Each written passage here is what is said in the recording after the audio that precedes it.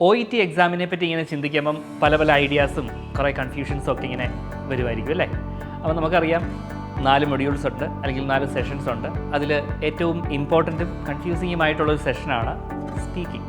നമ്മുടെ സ്പീക്കിംഗ് കുറച്ചുകൂടെ ഒന്ന് ഇമ്പ്രൂവ് ചെയ്യാൻ വേണ്ടിയിട്ട് ഒരു കുഞ്ഞു ടിപ്സ് നിങ്ങൾക്കായിട്ടൊന്ന് തരാമെന്ന് വിചാരിച്ചു. First one, use A positive tone.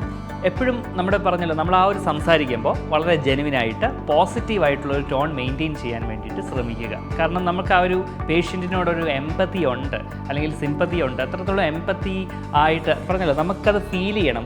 We should feel relaxed.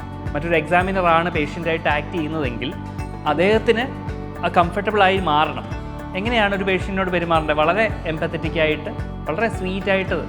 അപ്പോൾ അത്രയും റിലാക്സ്ഡ് ആയിരിക്കണം. നമ്മുടെ ടോൺ കേട്ട് കഴിഞ്ഞാൽ ഭയങ്കര ഹാർഷാണ്, റൂഡാണെന്ന് തോന്നുന്ന രീതിയിലാകരുത്.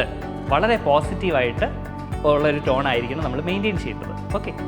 സെക്കൻഡ് വൺ, നമ്മുടെ പ്രൊസീജിയേഴ്സ്. നമ്മൾ പറഞ്ഞല്ലോ, നമുക്കൊരു കാർഡിൽ നമുക്ക് ഇത്ര പ്രൊസീജിയേഴ്സ് ഏതൊക്കെയാണ് കവറപ്പ് ചെയ്യേണ്ടത്, അല്ലെങ്കിൽ ഒരു എയിൽമെൻറ്റ്സ് അല്ലെങ്കിൽ ഡിസീസസുമായിട്ട് കണക്ട് ചെയ്തിട്ടുള്ള പ്രൊസീജിയേഴ്സ് നമുക്ക് ഡീറ്റെയിൽസ് തന്നിട്ടുണ്ടാവും. സോ ആ പ്രൊസീജിയേഴ്സ് ഏതൊക്കെയാണെന്നുള്ളത് വളരെ ഡീറ്റെയിൽ ആയിട്ട് പേഷ്യൻറ്റിന് പറഞ്ഞു കൊടുക്കാൻ നിങ്ങൾ പ്രിപ്പയർഡ് ആയിരിക്കണം. ആ ഒരു 3 മിനിറ്റ് പ്രിപ്പറേഷൻ ടൈം കൊണ്ട് നിങ്ങളത് നല്ല രീതിയിൽ ഒന്ന് പോയിൻ്റ് വൈസ് ചെയ്ത് കഴിഞ്ഞാൽ നന്നാവും. അതായത് പ്രധാനപ്പെട്ട രീതിയിൽ എന്ന് പറഞ്ഞാൽ ഒരു എയിൽമെൻറ്റ് അല്ലെങ്കിൽ disease first of all just underline ചെയ്യുക. അതിൻ്റെ താഴെ ചെറിയ പോയിൻറ്റ്സ്, സബ് പോയിൻറ്റ്സ് ആയിട്ട് എന്തൊക്കെയാണ് അതിൻ്റെ സിംറ്റംസ്, അതിൻ്റെ റെമഡീസ് എന്തൊക്കെയാണ്, ഇങ്ങനെയുള്ള കാര്യങ്ങളൊക്കെ ഒന്ന് മാറ്റി സോർട്ട് ഔട്ട് ചെയ്ത് കഴിഞ്ഞാൽ നിങ്ങൾക്കത് പ്രൊസീജിയർ കറക്റ്റായിട്ട് വളരെ ഡീറ്റെയിൽ ആയിട്ട് പറഞ്ഞു കൊടുക്കാൻ നിങ്ങൾക്കത് ഈസി ആയിട്ട് മാറും. മൂന്നാമതെന്ന് പറയുന്നത് ലിസൺ ആൻഡ് റെസ്പോണ്ട്. നമ്മൾ എക്സാം ടൈമാണ്, അല്ലെങ്കിൽ എക്സാമിൻ്റെ ഒരു ആംബിയൻസിൽ ഇരിക്കുമ്പോൾ സ്വാഭാവികമായിട്ടും നമ്മൾ ലീഡ് ചെയ്യുന്ന ഒരു സിറ്റുവേഷനാണ് വേണ്ടത്, അതാണ് ആവശ്യം. എങ്കിലും പേഷ്യൻ്റ് എന്ന് പറഞ്ഞ രീതിയിൽ എക്സാമിനർ അവിടെ ഇരിക്കുമ്പോൾ അദ്ദേഹം സംസാരിക്കുമ്പോൾ അത് സംസാരിക്കാനുള്ള സ്പേസ് നമ്മൾ കൊടുക്കണം.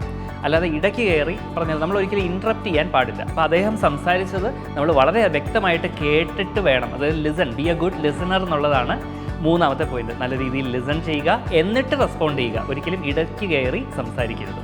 നാലാമത്തെ കാര്യം എന്ന് പറയുന്നത് അഡ്വൈസ്, ഗിവിങ് അഡ്വൈസ്.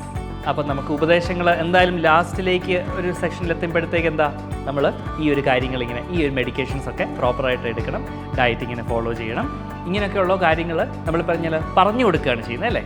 അപ്പോൾ ഒരിക്കലും യു ഷുഡ് എന്ന് പറയരുത്.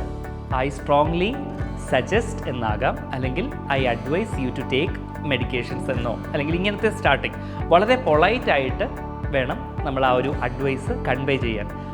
ഒരിക്കലും യു ഷുഡ് എന്നോ നമ്മൾ പറഞ്ഞല്ലോ ഒരു കമാൻഡിങ് ആയിട്ടുള്ളൊരു ടോൺ ഒരിക്കലും കൊണ്ടുവരരുത്. ഓക്കെ. ലാസ്റ്റ് വൺ, അതായത് 5th വൺ എന്ന് പറയുന്നത് ഫിനിഷ് ബൈ സമ്മറൈസിങ്. അപ്പോൾ ഇതുവരെയുള്ളൊരു കാര്യങ്ങളെല്ലാം ഒന്നും കൂടി പേഷ്യൻറ്റിനെ പറഞ്ഞ് ആ ഒരു അസുഖത്തിൻ്റെ വിശദാംശങ്ങൾ അല്ലെങ്കിൽ ഡീറ്റെയിൽസ് ഒക്കെ പറഞ്ഞ് ഇങ്ങനെയാണ്, അതുകൊണ്ട് വളരെയധികം സൂക്ഷിക്കുക, ഇങ്ങനെയൊക്കെ ചെയ്യാൻ പാടില്ല എന്നൊക്കെയുള്ള കുറേ കാര്യങ്ങളൊക്കെ പറഞ്ഞ് ഒന്നുകൂടി റീഅഷ്വർ ചെയ്യുക, നമ്മൾ അങ്ങനെയൊക്കെയാണ് കേട്ടോ, അപ്പോൾ ഒന്നുകൊണ്ട് പേടിക്കേണ്ട, ഞങ്ങൾ എപ്പോഴും ഉണ്ടാവും കൂടെ എന്നൊക്കെയുള്ളൊരു ടോൺ മെയിൻറ്റെയിൻ ചെയ്ത് നമ്മൾ പറഞ്ഞല്ലോ, എപ്പോഴും ഒരു കോൺഫിഡൻസ്, അല്ലെങ്കിൽ നമുക്ക് അവരെ റിലാക്സ്ഡ് ആക്കി മാറ്റി വെക്കാൻ സാധിക്കണം. അപ്പോൾ അതാണ് ലാസ്റ്റ് പറയുന്നത്, ഫിനിഷ് ബൈ സമ്മറൈസിങ്. ഈ സമ്മറൈസിങ് എന്നുള്ള ഒരു പോർഷൻ ശരിക്കും പറഞ്ഞാൽ മറ്റൊരു ഗുണമാണ്. എന്താണെന്ന് വെച്ച് കഴിഞ്ഞാൽ ഒരു 4 മിനിറ്റ് നമ്മൾ കംപ്ലീറ്റ് ചെയ്തു എന്ന് വിചാരിച്ചു, ലാസ്റ്റ് ഒരു മിനിറ്റ് ഉണ്ടെങ്കിൽ നമുക്ക് ഈ ഒരു സമ്മറൈസിങ് ചെയ്ത് അങ്ങ് ടാലി ചെയ്യാം, അല്ലെങ്കിൽ അതങ്ങ് കംപ്ലീറ്റ് ചെയ്യാൻ പറ്റും. അല്ലെങ്കിൽ പലപ്പോഴും ഇങ്ങനെ നമ്മൾ സ്റ്റക്കായിട്ട് നിന്ന് പോകും. അപ്പോൾ ഇതൊക്കെയാണ് 5 പ്രധാന tips four OET speaking. So do well, all the best.